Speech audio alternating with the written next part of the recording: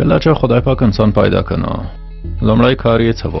شیطان چې کومه دانه هغه ته وړاندې کړه هغه یې واخیسته او له جنت نه راوویستل شو، یعنی دنیا یې غوره کړه.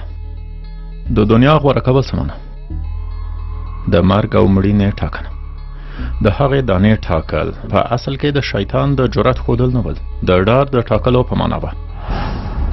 هغې ورځې نه وروسته تر ننه پورې انسان تل له ډاره یوه ټاکنه کوي. ډار انسان فلج کوي. له ډاره انسان نشي خوځېدلی، پرېکړه هم نشي کولی، بې حرکته پاتې کېږي. څومره لویه عاجزي ده که نه؟ یا هم داسې یوه رښتینې ټاکنه کوي چې ډار هغه هېڅ کله هم لاندې نشي کړی. د هغې دروازې خلاصول، نه ډارېدل، سر نه ټیټول، قناعت نه کول. ګناه ته اجازه مه ورکوه چې تا ته ځان نږدې کړي. ځان د سختي سره مخ که، خو ګناه مه کوه. تر ننه دی دا کار کړی دی؟ نه دی دی کړی؟ ځکه که چیرې دې دا کار کړی وای نو په دې کار سره دې ځان ته ډېره لویه ستونزه جوړوله. مه ډارېږه، ډار دې روح درنه اخلي. هله هغه دروازه خلاصه که، خلاصه یې که.